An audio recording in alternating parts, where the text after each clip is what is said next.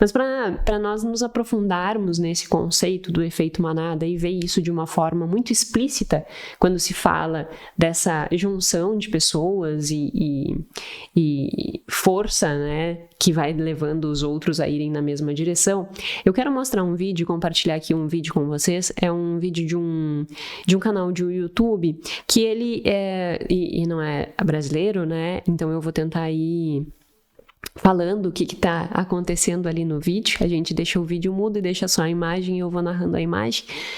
E o que acontece? Nesse experimento, é um experimento de conformidade. Esse experimento ele foi constituído há muitos e muitos anos, um pesquisador que foca nesse entendimento de padrões sociais, e ele queria explicitar justamente como que a tomada de decisão de algumas pessoas pode influenciar a tomada de decisão de outras pessoas. E aí eu vou colocar para que nós possamos entender essa dinâmica. Minuto 2:46 do vídeo. Na verdade, eu acho que dá para colocar aqui na tradução e aí nós conseguimos reproduzir inteiro. Esse vídeo tem tradução instantânea do YouTube. Então, vamos colocar na tradução instantânea e aí vamos assistir juntos e entender do que se trata. Para ver o quão adaptáveis realmente somos, vamos dar uma olhada no experimento de conformidade de Asch desenvolvido nos anos 50 por Solomon Asch. A premissa é simples. Os participantes olham para uma série de linhas e determinam qual das 3 linhas à direita corresponde à linha à esquerda. O problema é que 4 dos 5 participantes aqui foram instruídos a dar a resposta errada. Todos, exceto Astrid. Isso é estranho. As coisas começam sem intercorrências, enquanto todos dão suas respostas.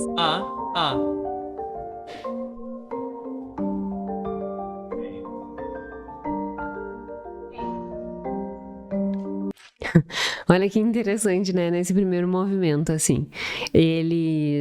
Os 3 primeiros deram A, é a primeira rodada, e ela olha e diz assim, não, mas tá errado.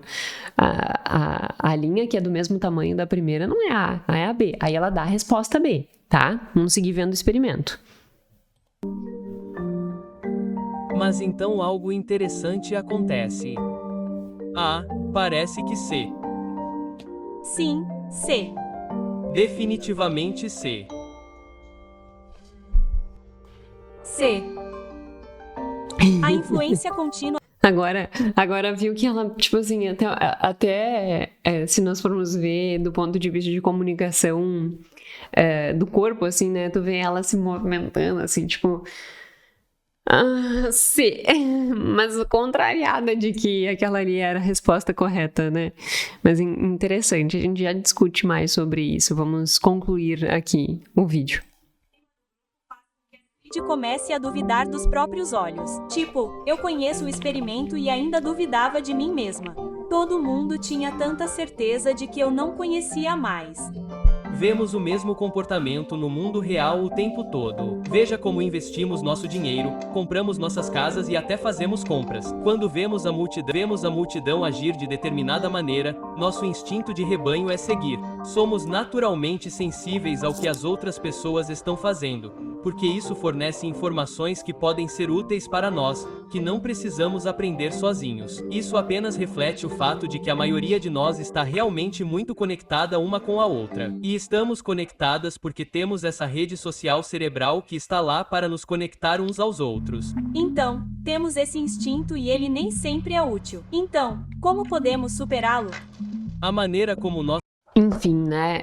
Eu só queria mostrar o experimento e esse entendimento. Aquele professor que estava falando ali é um professor que tem inúmeras publicações e ele faz estudos com macacos para entender como que os macacos, eles também acabam aprendendo e entrando no efeito manada, no sentido de aderir a esse estímulo social e acabar se comportando a partir da influência dos outros, e isso já vem historicamente, evolutivamente, né? Conosco, assim, nós somos seres sociais, só que é o que diz no vídeo, muitas vezes essa construção, né, de seres sociais nem sempre nos ajuda. E aí, voltando ao experimento, esse experimento, então, se chama experimento da conformidade, em que teria que ler aquelas duas as linhazinhas, e eu teria queria que dissesse quais são as linhas que eram iguais à primeira, e ela, né, uma das participantes, ela era efetivamente a participante que estava vivendo o experimento, os outros eram todos dublês, que já estavam em conversa com os pesquisadores e eles todos já estavam cientes de que eles tinham que dar uma determinada resposta para ver o quanto ela seguiria aquela mesma resposta do grupo. E aí eles fizeram esses testes inúmeras e inúmeras vezes e chegaram a algumas constatações interessantes.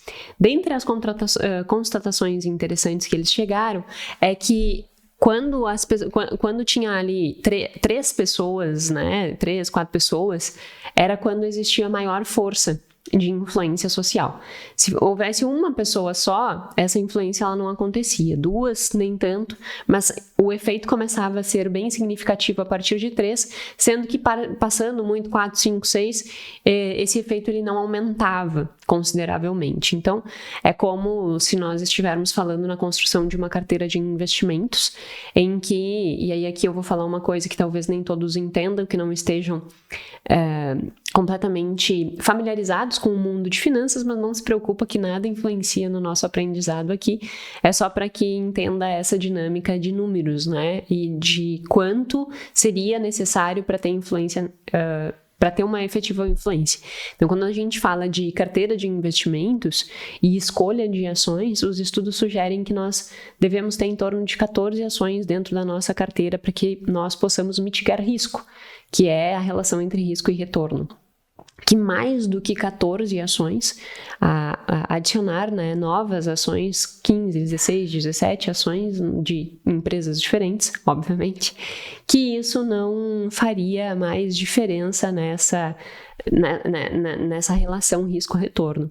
E é exatamente isso que eles mostram com o número 3 em termos de influências sociais no processo de tomada de decisão, que mais de 3 pessoas, 4, 5, 6, 7, 8, não tem um aumento muito expressivo do impacto dessa influência, que 3 já é um número bem significativo.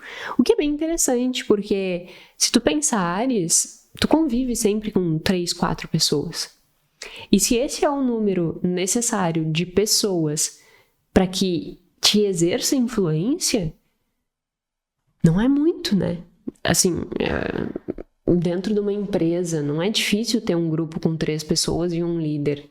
Por isso que eu julgo que é tão significativo os líderes eles estarem atentos a isso. Porque daqui a pouco ele tem um objetivo.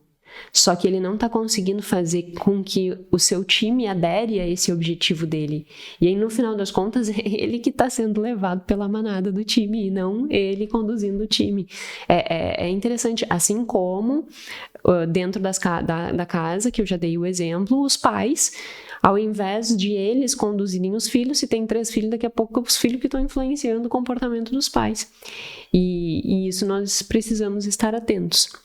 Então, eu achei esse experimento muito interessante de compartilhar, que eu julgo que ele expressa de uma forma muito didática esse efeito, em que as respostas, elas evidentemente estavam sendo erradas, mas o simples fato de que estavam acontecendo aquilo ali, ela já acabava sendo levada pelo grupo. Tem outros vídeos muito interessantes que representam e reproduzem exatamente esse mesmo tipo de efeito.